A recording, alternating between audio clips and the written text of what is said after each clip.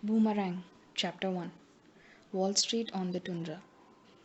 Just after October 6, 2008, when Iceland effectively went bust, I spoke to a man at the International Monetary Fund who had been flown into Reykjavik to determine if money might responsibly be lent to such a spectacularly bankrupt nation. He had never been to Iceland, knew nothing about the place, and said he needed a map to find it. He has spent his life dealing with famously distressed countries, usually in Africa, perpetually in one kind of financial trouble or other. Iceland was entirely new to his experience, a nation of extremely well to do, well educated, historically rational human beings who had organized themselves to commit one of the single greatest acts of madness in financial history. You have to understand, he told me. Iceland is no longer a country, it is a hedge fund.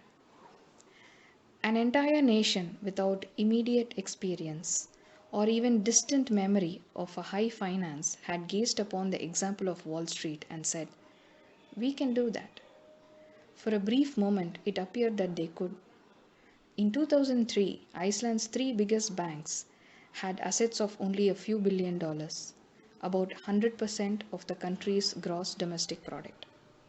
Over the next 3.5 years, the banking assets grew to over $140 billion and were so much greater than Iceland's GDP that time. It made no sense to calculate the percentage of it they accounted for. It was, as one economist put it to me, the most rapid expansion of banking system in the history of mankind. At the same time, in part because the banks were also lending Icelanders money to buy stocks and real estate, the value of Icelandic stocks and real estate went through the roof. From 2003 to 2007, while the value of the US stock market was doubling, the value of Icelandic stock market multiplied 9 times. Reykjavik real estate prices tripled. In 2006, the average Icelandic family was 3 times as wealthy as the average Icelandic family had been in 2003.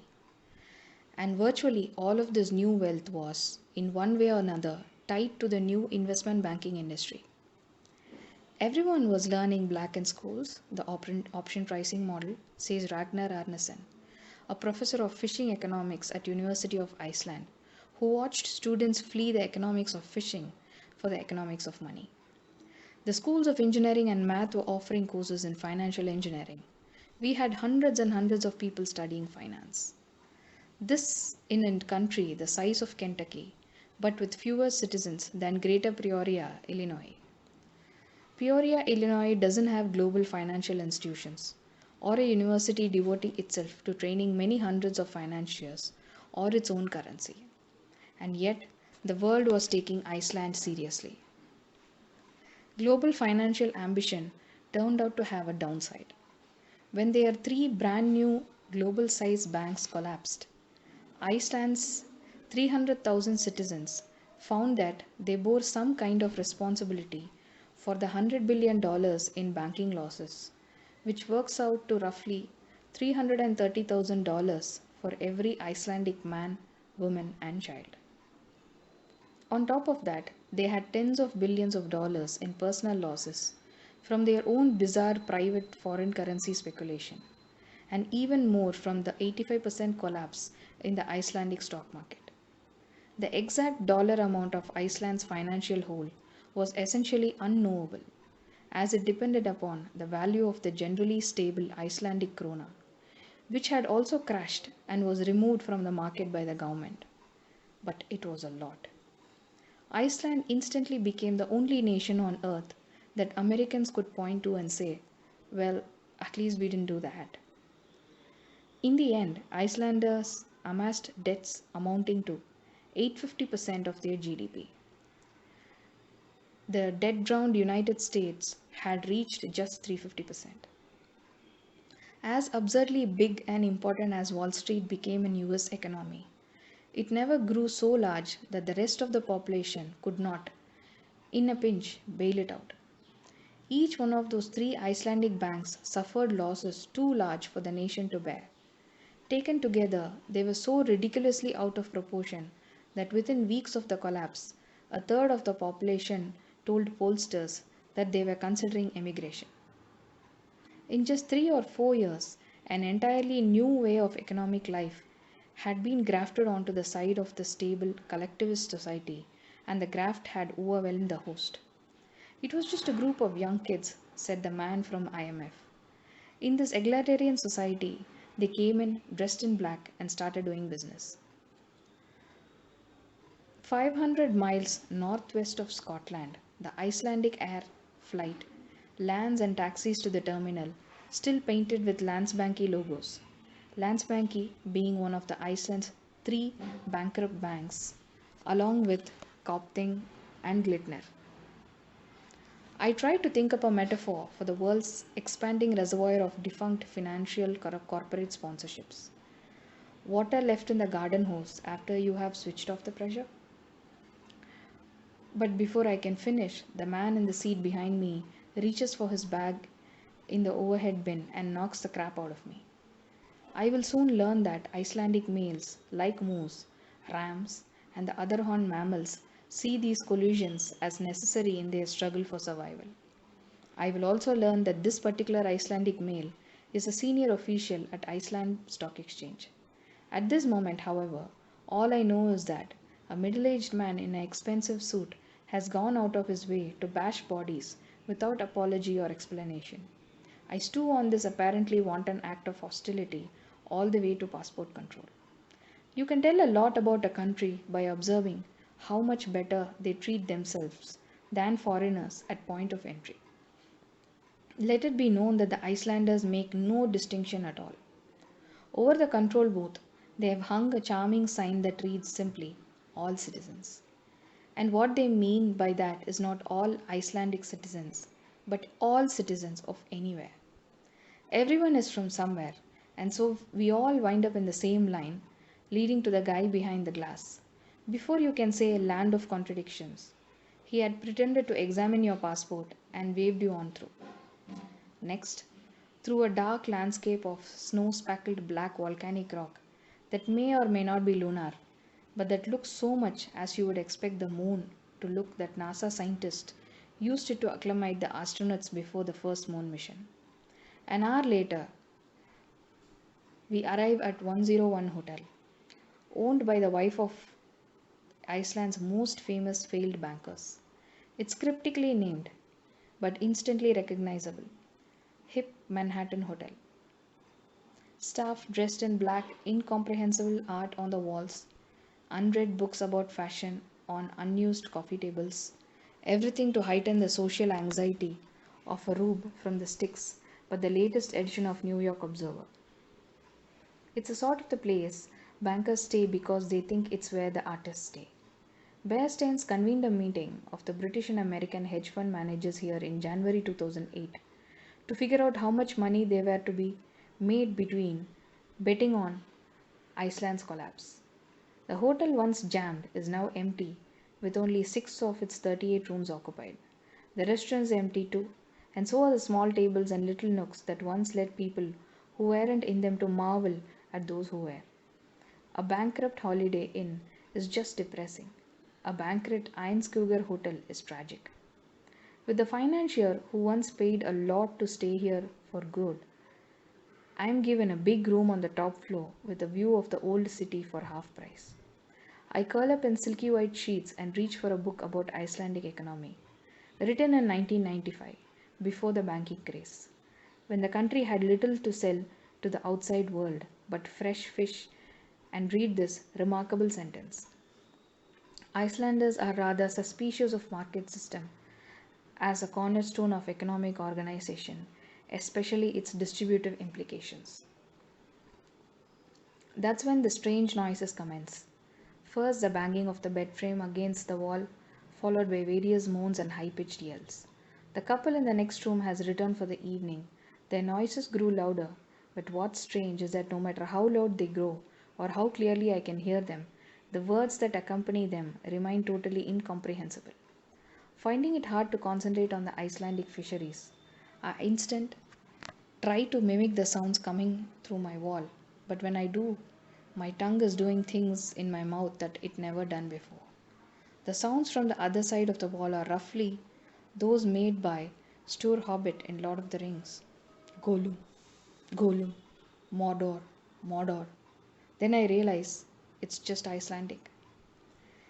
Next comes a screeching from the far side of the room. I leave the bed to examine the situation. It's the heat, sounding like a tea kettle left on the stove for too long, straining to control itself. Icelandic heat isn't heat as we know it, but heat drawn directly from the earth. The default temperature of the water is scalding. Every year, workers engaged in street repairs shut down the cold water intake used to temper the hot water, and some poor Icelander is essentially boiled alive in his shower.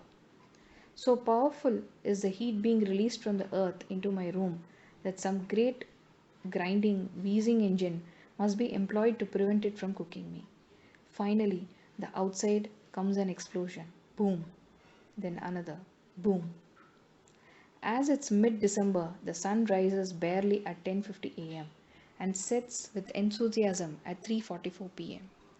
This is obviously better than no sun at all, but subtly worse, as it tempts you to believe you can simulate a normal life. And whatever else this place is, it isn't normal. The point is reinforced by 26-year-old Icelander I call Magnus Olofsson, who just a few weeks earlier had been earning close to $1 million a year trading currencies for one of the banks. Tall, white blonde, and handsome, Olofsson looks exactly as you would expect an Icelander to look, which is to say that he looks not at all like most Icelanders, who are mousy haired and lumpy. My mother has enough food hoarded to open a grand grocery store, he says, and then adds that ever since the crash, Reykjavik has felt tense and uneasy. 2 months earlier, in early October, as the market for Icelandic krona dried up, he had sneaked away from his trading desk and gone down to the teller, where he had extracted as much as foreign cash as they would give him and stuffed it in a sack.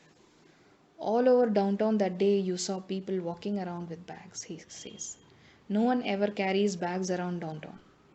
After work, he had gone home with a sack of cash and hidden roughly 30 grand in yen, dollars, euros, and pounds sterling inside a board game. Before October, the big name bankers were heroes. Now they were abroad or lying low. Before October, Magnus thought of Iceland as essentially free of danger. Now he imagines hordes of muggers en route from foreign nations to pillage his board game safe, and thus refuses to allow me to use his real name. You would figure New York would hear about this and send over plane loads of muggers, he theorizes. Most everyone has their savings at home.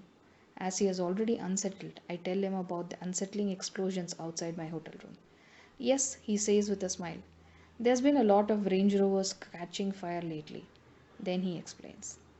For the past few years, some large number of Icelanders engaged in some disastrous speculation. With the local interest rates at 15.5% and the krona rising, they decided the smart thing to do when they wanted to buy something they couldn't afford was to borrow not kroner but yen and Swiss francs. They paid 3% interest on yen and in bargain made a bundle on the currency trade as krona kept rising. The fishing guys pretty much discovered the trade and made it huge, says Magnus. But they made so much money on it that the financial stuff eventually overwhelmed the fish. They made so much money on it that the trade spread from fishing guys to their friends. It must have been seemed like a no-brainer. Buy these ever more valuable houses and cars with money you are, in fact, paid to borrow. But in October, after krona collapsed, the yen and Swiss francs they must repay became many times more expensive. Now, many Icelanders, especially young Icelanders, own $500,000 houses with 1.5 million mortgages and $35,000 Range Rovers with $100,000 in loans against them. To the Range Rover problem, there are two immediate solutions. One is to put it on a boat, ship it to Europe, and try to sell it for a currency that still has value. The other is to set it on fire and collect the insurance. Boom. The rocks beneath Reykjavik may be ingenious, but the city feels sedimentary. On top of several thick strata of architecture that should be called Nordic pragmatic lies a thin layer of that will almost certainly one day be known as asshole capitalist. The hobbit-sized buildings that house the Icelandic government are charming and scale to the city. The half-built oceanfront glass towers meant to house newly rich financiers and in the bargain block everyone else's view of the white bluffs across the harbor are not. The best way to see any city is to walk it. But everywhere I walk, Icelandic men plow into me without so much as a bye or leave. Just for fun, I march up and down the main shopping drag, playing chicken, to see if any Icelandic male would rather divert his stride than bang shoulders. Nope. On party nights, Thursday, Friday, and Saturday, when half the country appears to take it to the professional obligation to drink themselves into oblivion and wander the streets until what day should be sunrise, the problem is essentially acute. The bars stay open until 5 in the morning, and the frantic energy with which the people hit them seems more like work than work. Within minutes of entering a nightclub called Boston, I get walloped first by a bearded troll who I am told ran an Icelandic hedge fund. Just I was recovering, I get plowed over by a drunken senior staffer at the central bank. Perhaps because he is drunk, or perhaps because we had actually met a few hours earlier, he stops to tell me, we try to tell them that our problem was not a solvency problem, but a liquidity problem, but did not agree. Then stumbles off. It exactly what Lehman Brothers and Citigroup said. If only you would give us money to tide us over, we will survive this little hiccup. A nation so tiny and homogeneous that everyone in it knows pretty much everyone else is so fundamentally different from what one hears of the word nation, that it almost requires a new classification. Really, it is less a nation than one big extended family. For instance, most Icelanders are by default members of Lutheran Church. If they want to stop being Lutherans, they must write to the government and quit. On the other hand, if they fill out a form, they can start their own cult and receive a subsidy. Another example, the Reykjavik phone book lists everyone by his first name, as there are only about 9 surnames in Iceland, and they are derived by prefixing the father's name to son or daughter. It's hard to see how this clarifies matter, as they seem to be only about 9 first names in Iceland too. But if you wish to reveal how little you know about Iceland, you need merely refer to someone named Signor Significant or Mr. Sigfusson, or Christian Petrodottir or Mr. Petrodottir. At any rate, everyone in the conversation is just meant to know whomever you're talking about, so you never hear anyone ask, which Sigurd do you mean?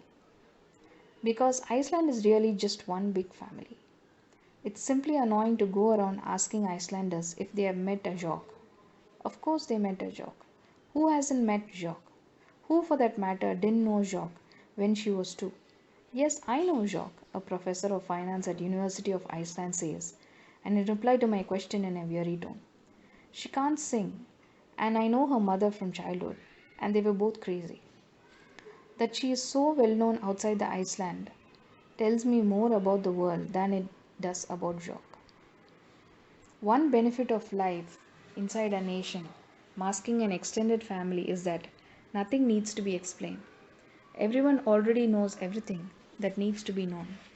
I quickly find that it is even greater than usual waste of time to ask directions, for instance. Just as you are meant to know which genre is being spoken of at any particular moment, you are meant to know where you are on the map.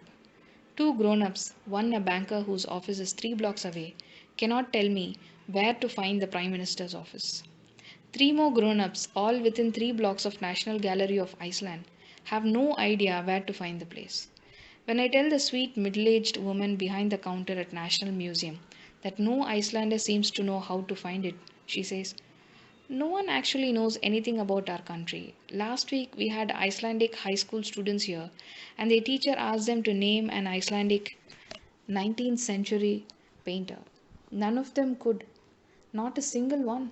One said Halldór Laxness. Laxness won the 1955 Nobel Prize in Literature, the greatest global honor for an Icelander, until the 1980s, when two Icelandic women in rapid succession captured Miss World titles. The world is now pocked with the cities that feel as if they have perched on the top of bombs.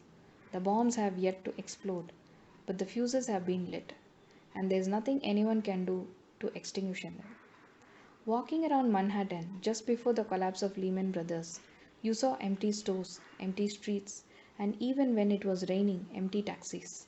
The people who had fled before the bomb exploded.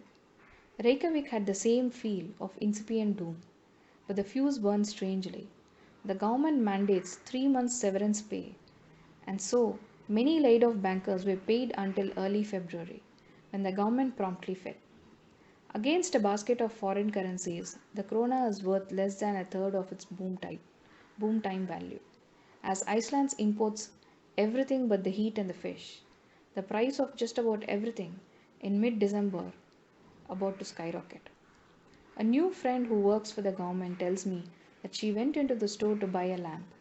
The clerk told her that he had sold the last of the lamps she was after, but offered to order it for her from Sweden at nearly 3 times the old price. Still, a society that has been ruined overnight doesn't look much different from how it did the day before, when it believed itself to be richer than ever. The Central Bank of Iceland is a case in point. Almost certainly, Iceland will adopt the euro as its currency and krona will cease to exist. Without it, there is no need for a central bank to maintain the stability of the local currency and control interest rates. Inside the place stews David Oddsson, the architect of Iceland's rise and fall.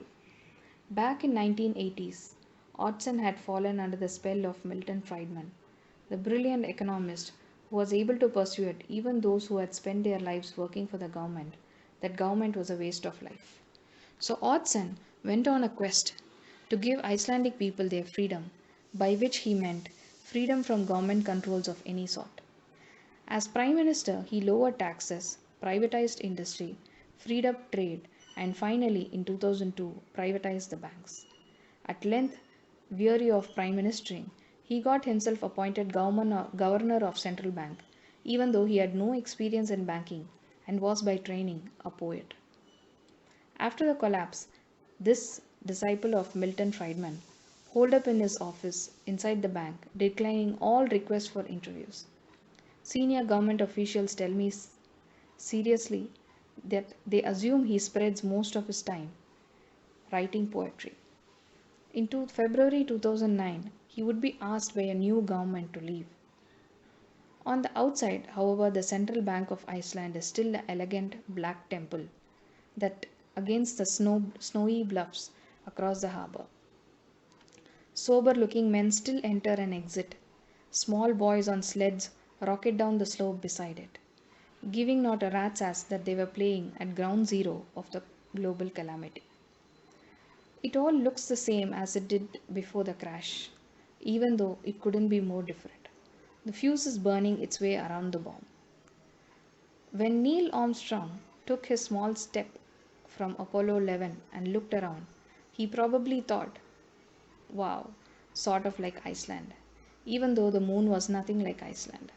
But then he was a tourist, and tourists can't help but to have distorted opinion of a place. He meets unrepresentative people, has unrepresentative experiences, and runs around imposing upon the place the fantastic mental pictures he had in his head when he got there. When Iceland became a tourist in global finance, it had the same problem as Neil Armstrong. Icelanders are among the most inbred human beings on earth. Geneticists often use them for research. They inhabited their remote island for 1100 years without so much as dabbling in leveraged buyouts, hostile takeovers, derivatives, trading, or even small scale financial fraud. When in 2003 they sat down at the table with Goldman Sachs and Morgan Stanley, they had only the roughest idea of what an investment banker did and how he behaved, most of it gleaned from young Icelanders' experience at various American business schools. And so, what they did with money probably says as much about the American soul, circa 2003, as it does about Icelanders. They understood instantly, for instance, that finance had less to do with productive enterprise than trading bits of paper among themselves. And what they lent money, they didn't simply facilitate enterprise, but bankrolled friends and family so that they might buy and own things like real investment bankers. Beverly Hills condos, British soccer teams and department stores, Danish airlines and media companies, Norwegian banks and Indian power plants.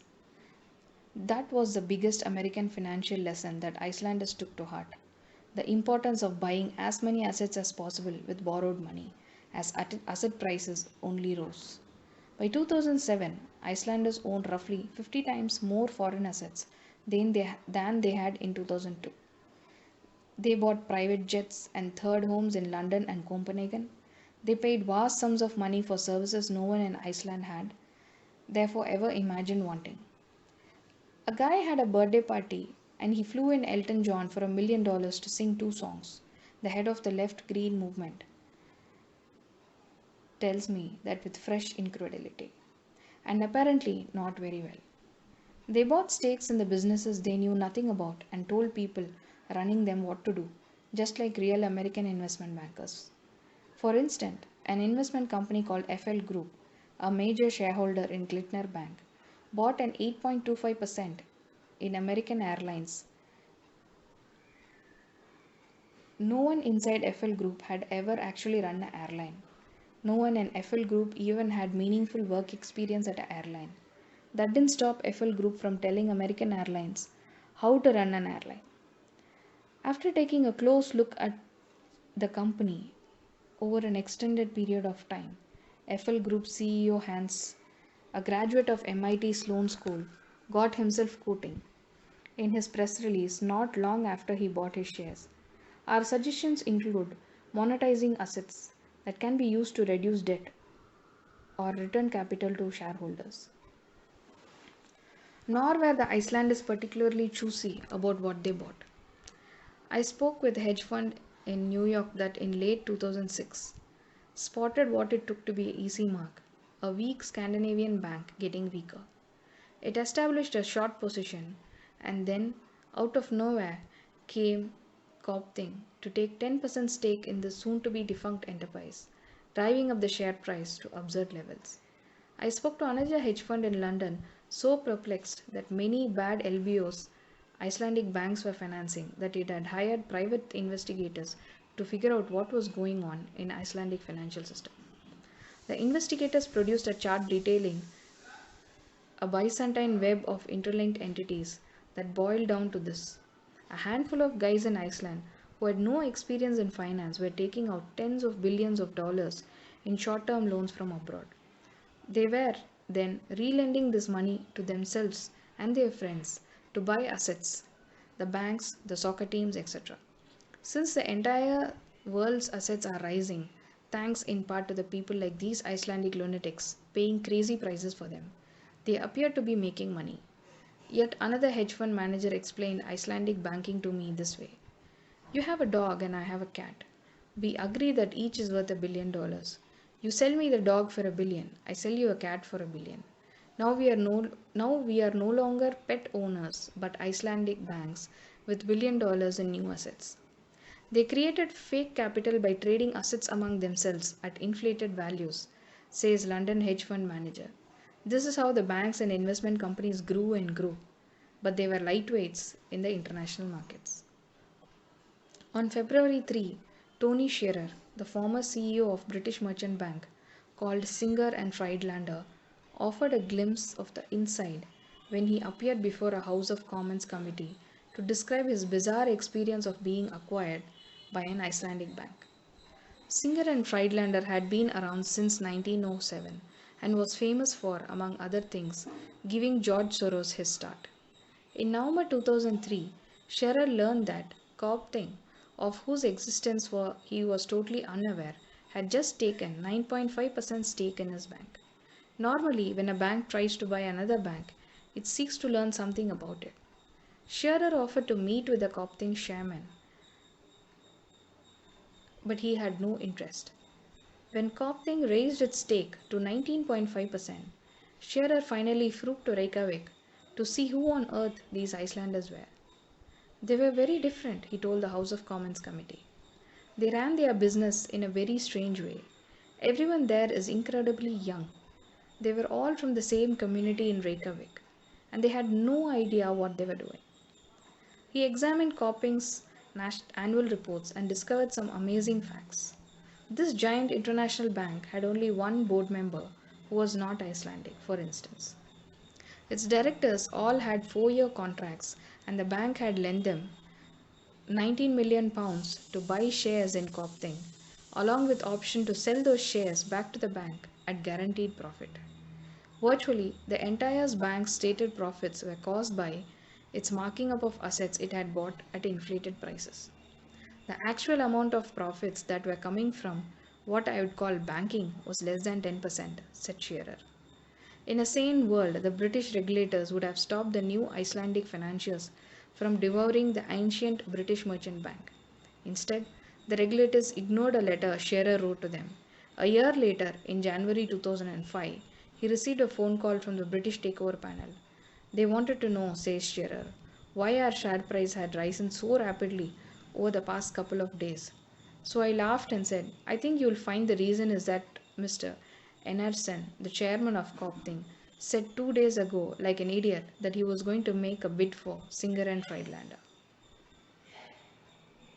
In August 2005, Singer and Friedlander became Copting, Singer and Friedlander. And Shearer quit, he says, out of fear of what might happen to his reputation if he stayed. Sure enough, in October 2008, Copting, Singer and Friedlander went bust. In spite of all this, when Tony Shearer was pressed by the House of Commons to characterize the Icelanders as mere street hustlers, he refused. They were all highly educated people, he said in a tone of amazement. Here is yet another way in which Iceland echoed the American model. All sorts of people, none of them Icelandic, tried to tell them they had a problem. In early 2006, for instance, an analyst named Lars Kristensen and 3 of his colleagues at Denmark's biggest bank, Danske Bank, wrote a report that said Iceland's financial system was growing at a mad pace and was on a collision course with disaster. We actually wrote the report because we were worried our clients were getting too interested in Iceland, he tells me. Iceland was the most expensive of everything. Kristensen then flew to Iceland and gave a speech to reinforce his point, only to be greeted with anger. The Icelandic banks took it personally, he says. We were being threatened with lawsuits, I was told. You are Danish and you are angry with Iceland because Iceland is doing so well. Because all it had to do with what happened in 1944, when Iceland declared its independence from Denmark. The reaction wasn't, these guys might be right. It was, no, it's a conspiracy. They have bad motives. The Danish were just jealous. The Danske Bank report alerted hedge funds in London to an opportunity, shorting Iceland. They investigated and found this incredible web of cronyism, bankers buying stuff from one another at inflated prices, borrowing tens of billions of dollars and re-lending it to members of their little Icelandic tribe, who then used it to buy up a messy pile of foreign assets. Like any new kid on the block, says Theophanos, a Trafalgar asset managers in London. They were picked off by various people who sold them the lowest quality assets, second-tier airlines, subscale retailers. They were all in the worst LBOs. But from the Prime Minister on the down, Iceland's leaders attacked the messenger. The attacks give off an unpleasant odor of unscrupulous dealers who have decided to make a last stab at breaking down the Icelandic financial system, said Central Bank Chairman Oddsson in March 2009. The chairman of Copthing publicly fingered four hedge funds that he said were deliberately seeking to undermine Iceland's financial miracle. I don't know where the Icelanders get this notion, says Paul Roddock, the Lansden partners, one of those fingered. He only once traded in the Icelandic stock and it was very short-term trade. We started to take legal action against the chairman of Copthing after he made public accusations against us that had no truth and then he withdrew them. One of the hidden causes of the current global financial crisis is that people who saw it coming had more to gain from it by taking short positions than they did by trying to publicize the problem. Plus, most of the people who would credibly charge Iceland, or for that matter, Lehman Brothers, with financial crimes, could be dismissed as crass profiteers, talking their own book. Back in April 2006, however, an emeritus professor of economics at the University of Chicago named Bob Aliber took an interest in Iceland.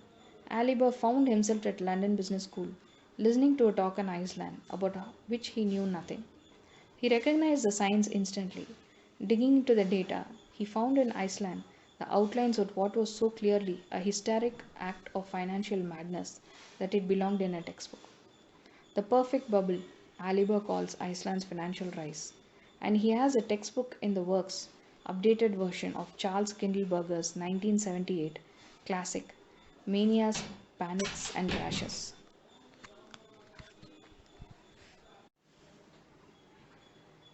Aliber is editing the new edition. In it, Iceland, he decided back in 2006, would now have its own little box, along with the South Sea bubble and tulip mania, even though Iceland had yet to crash. For him, the actual crash was a mere formality. Word spread in Icelandic economic circles that this distinguished professor at Chicago had taken a special interest in Iceland. In May 2008, Aliber was invited by the University of Iceland's economics department to give a speech. To an audience of students, bankers, and journalists, he explained that Iceland, far from having an innate talent for high finance, had all the markings of a giant bubble, but he spoke the technical language of academic economists. Monetary turbulence and the Icelandic economy, he called his speech. In the following Q&A session, someone asked him to predict the future, and he lapsed into plain English. As an audience member recalls, Aliber said, "I give you 9 months. Your banks are dead. Your bankers are either stupid or greedy, and I'll bet they are on the plains trying to sell their assets right now." The Icelandic bankers in the audience sought to prevent newspapers from reporting the speech. Several academics suggested that Aliber deliver his alarming analysis to Iceland's central bank. Somehow that never happened. The central bank said they were too busy to see him, says one of the professors who tried to arrange the meeting, because they were preparing the report on the financial stability. For his part, Aliber left Iceland thinking that he had caused such a stir he might not be allowed to back into his country. "I got the feeling," he told me, "that the only reason they brought me in was that they needed an outsider to say these things, that an insider wouldn't say these things because he was afraid of getting into trouble." And yet, he remains extremely fond of his hosts. "They are very curious people," he says, laughing. I guess that's the point, isn't it? Icelanders, or at any rate Icelandic men, had their own explanations for why, when they leapt into global finance, they broke world records. The natural superiority of Icelanders. Because they were small and isolated, and it had taken 1,100 years for them and the world to understand and exploit their natural gifts. By now that the world was flat and money flowed freely, unfair disadvantages had vanished. Iceland's president, Olafur Ragnar Grimsson, gave speeches abroad in which he explained why Icelanders were banking prodigies. "Our heritage and our training, our culture and home market have provided a valuable advantage," he said, then went on to list 9 of these advantages, ending with how unthreatening to others Icelanders are. "Some people even see us as fascinating eccentrics who can do no harm." There were many expressions of this same sentiment, most of them in Icelandic. There were research projects at university to explain Why the Icelandic business model was superior, says Gylfi Zoga, chairman of the economics department. It was all about our informal channels of communications and ability to make quick decisions and so forth. We were always told that the Icelandic businessmen were so clever, says university finance professor and former banker. They were very quick and they bought something, they did it very quickly. Why was that? That is usually because the seller is very satisfied with the price. You didn't need to be Icelandic to join the cult of Icelandic banker. German banks put $21 billion into Icelandic banks. The Netherlands gave them $305 million and Sweden kicked in $400 million. UK investors, lured by the eye-popping 14% annual returns, forked over $30 billion, $28 billion from companies and individuals and the rest from pension funds, hospitals, universities and other public institutions. Oxford University alone lost $50 million. Maybe because there are so few Icelanders in the world, we know next to nothing about them. We assume they are more or less Scandinavian, a gentle people who just want everyone to have the same amount of everything. They are not. They have a feral streak in them, like a horse that's just pretending to be broken. After 3 days in Reykjavik, I receive, more or less out of the blue, two phone calls. The first is from the producer of a leading current events TV show. All of Iceland watches her show, she says, then asks if I'd come on and be interviewed. About what? I ask. We would like you to explain our financial crisis, he says. I have been here 3 days, I say. It doesn't matter, she says, as no one in Iceland understands what's happened. They'd enjoyed hearing someone to try to explain it. And even if that person didn't have any idea what he was talking about, which goes on the show, I suppose that not everything in Iceland is different from the other places. As I demur, another call comes from the Prime Minister's office.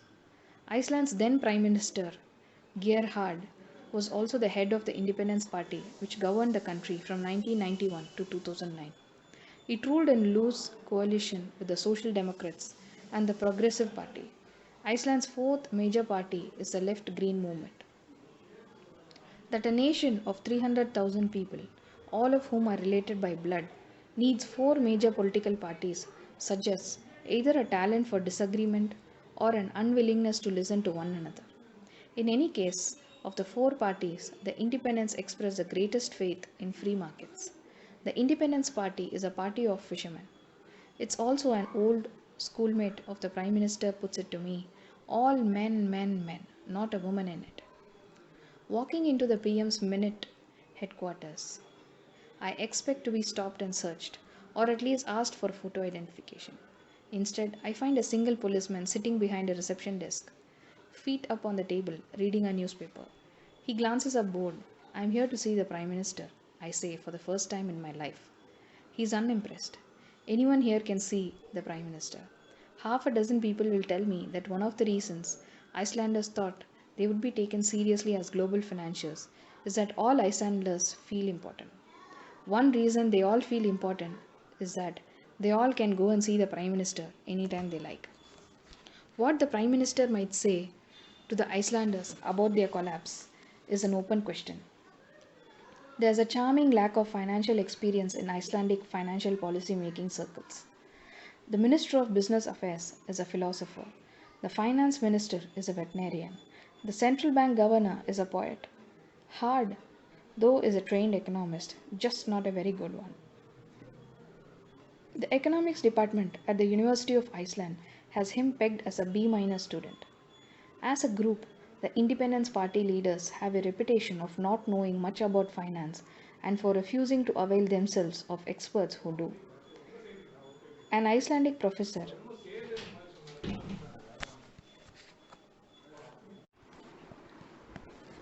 An Icelandic professor at the London School of Economics named John Danielson, who specializes in financial panics, has had his offer to help spurned.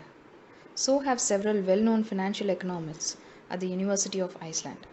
Even the advice of really smart central bankers from seriously big countries went ignored. It's not hard to see why the Independence Party and its Prime Minister failed to appeal to Icelandic women. They are the guy driving his family around in search of some familiar landmark and refusing, over his wife's complaints, to stop and ask directions. Why are you interested in Iceland? He asks as he strides into the room with the force and authority of a leader of a much larger nation. And it's a good question. As it turns out, he's not actually stupid, but political leaders seldom are, no matter how much the people who elected them insist that it must be so. He does indeed say things that could not possibly be true, but they are only the sorts of fibs that prime ministers are hired to tell. He claims that the krona is once again an essentially stable currency, for instance, when the truth is it doesn't trade in the international markets. The krona is simply assigned an arbitrary value by the government for select purposes. Icelanders abroad have already figured out not to use their visa cards for a fear of being charged the real exchange rate, whatever that might be. The Prime Minister would like me to believe that he saw Iceland's financial crisis taking shape but could do little about it. We could not publicly say our fears about the banks because you create the very thing you are seeking to avoid, a panic. By implication, it was not politicians like him, but financiers who were to blame. On some level, the people agree. The guy who ran the Burger Investment Group had snowballs chucked at him as he dashed from the 101 hotel to his limo. The guy who ran Copthing Bank turned up at the National Theatre and as he took his seat was booed. But for the most part, the big shots have fled Iceland for London or are lying low, leaving the poor Prime Minister to shoulder the blame and face the angry demonstrators, led by folk singing activist Hodor Tofusson, who assembled every weekend outside Parliament. Hard has his story and he's sticking to it. Foreigners entrusted their capital to Iceland and Iceland put it to good use. But then, on September 15, 2008, Lehman Brothers failed and foreigners panicked and demanded their capital back. Iceland was ruined not by its own recklessness, but by a global tsunami. The problem with this story is that it fails to explain why this tsunami struck Iceland as opposed to, say, Tonga. But I didn't come to Iceland to argue. I came to understand. There's something I really want to ask you, I say. Yes. Is it true that you've been telling people that it's time to stop banking and go fishing? A great line, I thought. Succinct, true, and to the point. But I heard about it third hand from a New York hedge fund manager. The Prime Minister fixes me with a self consciously stern gaze. That's a gross exaggeration, he says. I thought it made sense, I say uneasily. I never said that. Obviously, I have hit some kind of nerve, but which kind I cannot tell. Is he worried that to have said such a thing would make him seem a fool? Or does he still think that fishing as a profession is somehow less dignified than banking? At length, I returned to the hotel to find, for the first time in 4 nights, no empty champagne bottles outside my neighbor's door. The Icelandic couple whom I had envisioned as being on one last blowout have packed and gone for home. For 4 nights, I have endured their awk shrieks from the other side of the hotel wall. Now all is silent. It's possible to curl up in the bed with the economic theory of common property resource, the fishery. One way or the other, the wealth in Iceland comes from the fish, and if you want to understand what Icelanders did with their money, you had to better understand how they came into it in the first place. The brilliant paper was written back in 1954 by H. Scott Gordon, an Indiana University economist. It describes the plight of fishermen and seeks to explain why fishermen are not wealthy, despite the fact that fishery resources of the sea are the richest and most indestructible available to man. The problem is that because the fish are everybody's property, they are nobody's property. Anyone can catch as many fish as he likes, so people fish right up to the point where fishing becomes unprofitable for everybody. There is in the spirit of every fisherman the hope of lucky catch, wrote Gordon. As those who know fishermen well have often testified, they are gamblers and incurably optimistic. Fishermen, in other words, are a lot like American investment bankers. Their overconfidence leads them to impoverish not just themselves but also their fishing grounds. Simply limiting the number of fish caught won't solve the problem. It will just heighten the competition for the fish and drive down the profits. The goal isn't to get fishermen to overspend on more nets or bigger boats. The goal is to catch the maximum number of fish with minimum effort. To attain it, you need government intervention. This insight is what led Iceland to go from being one of the poorest countries in Europe in 1900 to being the richest in 2000. Iceland's biggest change began in the early 1970s, after a couple of years when the fish catch was terrible. The best fishermen returned for the second year in a row without their usual haul of cod and haddock. So the Icelandic government took radical action. They privatized the fish. Each fisherman was assigned a quota based roughly on his historical catches. If you were a big time Icelandic fisherman, you got this piece of paper that entitled you to say 1% of the total catch allowed to be pulled from Iceland's water that season. Before each season, the scientists at Marine Research Institute would determine the total number of cod or haddock that could be caught without damaging the long term health of the fish population. From year to year, the numbers of fish you could catch changed, but your percentage of annual haul was fixed, and this piece of paper entitled you to it in perpetuity. Even better, if you didn't want to fish, you could sell your quota to someone who did. The quotas thus drifted into hands of the people to whom they were of the greatest value, the best fishermen, who could extract the fish from the sea with maximum efficiency. You could also take your quota to the bank and borrow against it, and the bank had no trouble assigning a dollar value to your share of the cod pulled, without competition from the richest cod fishing grounds on the earth. The fish had not only been privatized, they had been securitized. It was horribly unfair. A public resource, all the fish in the Icelandic Sea, was simply turned over to a handful of lucky Icelanders. Overnight, Iceland had its first billionaires, and they were all fishermen. But as social policy, it was ingenious.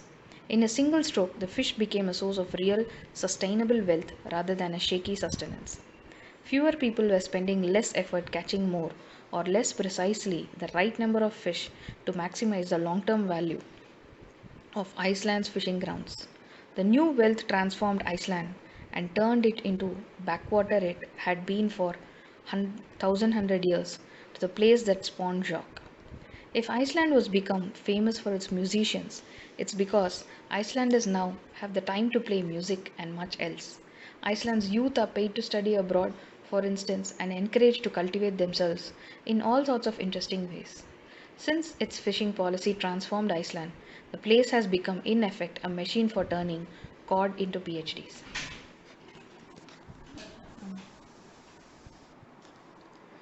But this, of course, creates a new problem. People with PhDs don't want to fish for a living. They need something else to do. And that something is probably not working in the industry that exploits Iceland's other main natural resource, energy. The waterfalls and boiling lava generate vast amounts of cheap power, but unlike oil, it cannot be profitably exported.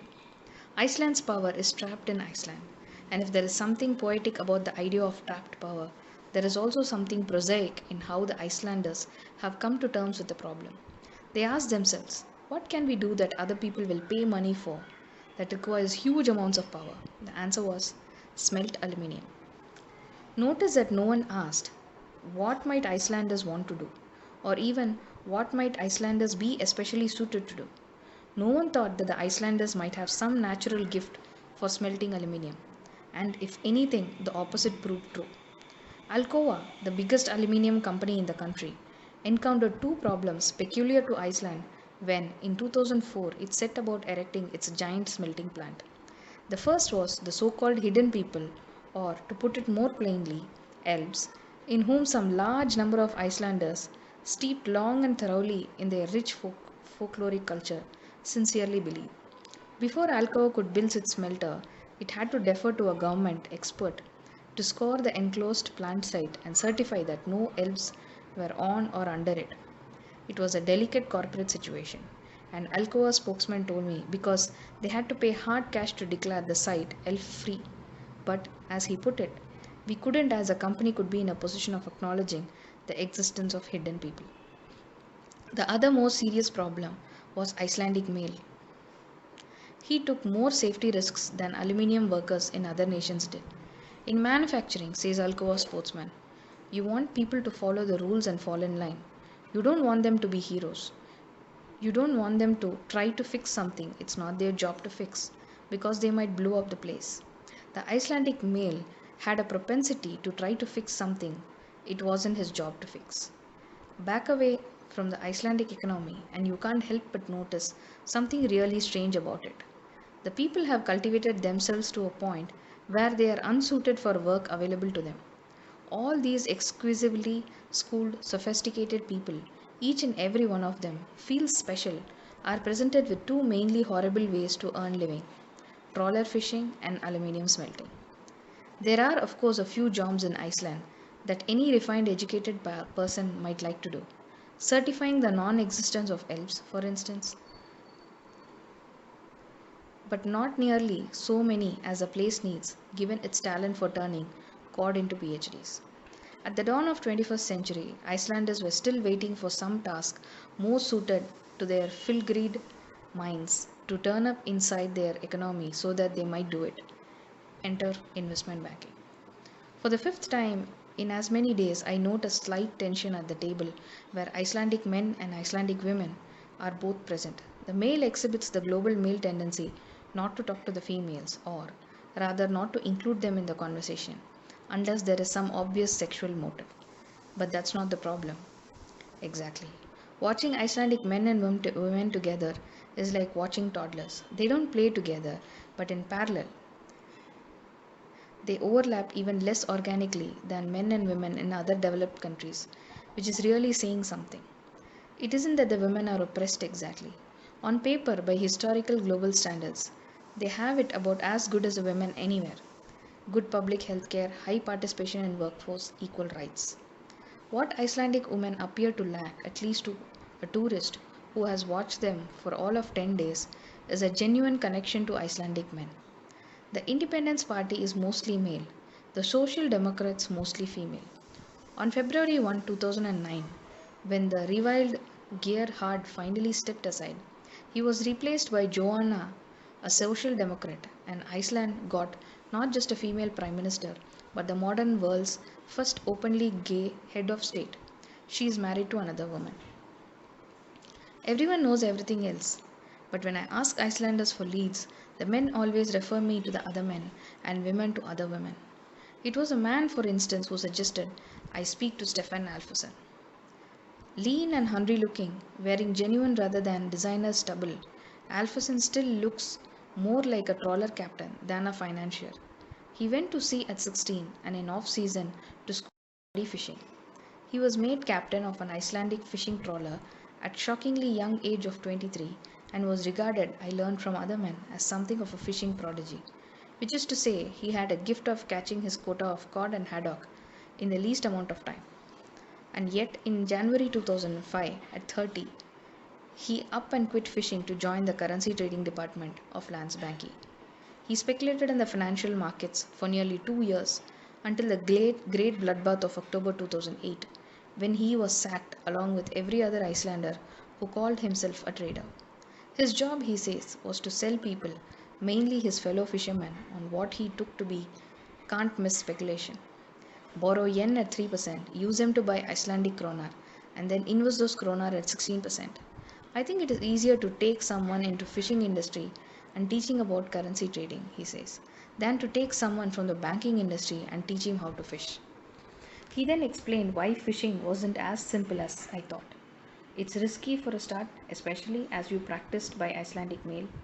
You don't want to have some sissy boys on your crew, he says, especially as Icelandic captains are famously maniac in their fishing styles. I had a crew of Russians once, he says, and it wasn't that they were lazy, but the Russians are always at the same pace. When a storm struck, the Russians would stop fishing because it's too dangerous. The Icelanders would fish in all conditions, says Stefan. Fish until it's impossible to fish. They like to take the risks. If you go overboard, the probabilities are not in your favor. I'm 33 and I already have 2 friends who have died at sea. It took years of training for him to become a captain, and even then it happened only by a stroke of luck. When he was 23 and a first mate, the captain of his fishing boat quit. The boat owner went looking for a replacement and found an older fellow retired who was something of an Icelandic fishing legend, the wonderfully named Snorri Snorrason. I took 2 trips with this guy, Stefan says. I have never in my life slept so little because I was so eager to learn. I slept 2 or 3 hours a night because I was sitting beside him talking to him. I gave him all the respect in the world. It's difficult to describe all he taught me. The reach of the trawler, the most efficient angle of the net. How do you act on the sea? If you have a bad day, what to do? If you're fishing at this depth, what do you do? If it's not working, do you move in depth or space? In the end, it's just so much feel. In this time, I learned infinitely more than I learned in school. Because how do you learn to fish in a school? This marvelous training was as fresh in his mind as he received it yesterday, and the thought of it makes his eyes mist. You spent 7 years learning every little nuance of fishing trade before you were granted the gift of learning from this great captain, I ask. Yes. And even then you had to sit at the feet of this great master for many months before you felt as if you knew what you were doing. Yes. Then why do you think you could become a banker and speculate in financial markets without a day of training? That's a very good question, he says. He thinks for a minute. For the first time this evening, I lack a word. As often as I think I know exactly what I'm doing, even when I don't find myself sympathetic. What exactly was your job? I ask. To let him off the hook, catch and release being the current humane policy in Iceland. I started as he begins to laugh, an advisor to companies on currency risk hedging. But given my aggressive nature, I went more and more into plain speculative trading. Many of his clients were other fishermen and fishing companies, and they, like him, had to learn if you don't take risks, you don't catch the fish. The clients were only interested in hedging if it meant making more money, he says, and begins to laugh hysterically. Did you even like banking? I ask. I never had any respect for bankers, he said, still gasping for breath. To this day, one of my favorite phrases is never trust a banker. In retrospect, there are some obvious questions an Icelander living through the past 5 years might have asked himself. For example, why should Iceland suddenly be seemingly essential to global finance? Or why do giant countries that invented modern banking suddenly need Icelandic banks to stand between their depositors and their borrowers, not to decide who gets capital and who does not? And if Icelanders have this incredible natural gift for finance, how did they keep it so well hidden for 1100 years? At the very least, in a place where everyone knows everyone else, or his sister, you might have thought that the moment Stefan Alphason walked into Landsbanki, 10 people would have said, Stefan, you're a fisherman. But they didn't. To a shocking degree, they still don't. If I went back to banking, says the Icelandic cod fisherman, now wearing a entirely straight face, I would be a private banking guy. Back in 2001, as the internet boom turned into bust, MIT's Quarterly Journal of Economics published an intriguing paper called Boys Will Be Boys, Gender, Overconfidence and Common Stock Investment. The authors, Brad Barber and Terence Odian, gained access to the trading activity in over 35,000 households and used it to compare the habits of men and women. What they found in a nutshell is that men not only trade more often than women, but do so from false faith in their own financial judgment. Single men traded less sensibly than married men, and married men traded less sensibly than single women, and less the female presence, the less rational the approach to trading in markets. One of the distinctive traits about Iceland's disaster and Wall Streets is how little women had to do with it. Women worked in banks but not in risk taking jobs. As far as I can tell, Iceland's boom, there was just one woman in senior position inside an Icelandic bank. Her name was Kristen, and by 2005 she had risen to become the deputy CEO of Copthing in London. The financial culture is very male dominated, she says. The culture is quite extreme. It is a pool of sharks. Women just despise the culture. Kristen still enjoyed finance. She just didn't like it the way Icelandic men did it. And so in 2006, she quit her job. People said I was crazy, she says, but she wanted to create a financial services business run entirely by women. To bring, as she puts it, more feminine values to the world of finance. Today, her firm is, among other things, one of the very few profitable financial businesses left in Iceland. After the stock exchange collapse, the money flooded in. A few days before we met, for instance, she heard banging on the front door early one morning and opened it to discover a little old man. "I'm so fed up with the whole system," he said. "I just want a moment to take care of my money." It was with that in mind I walked in my last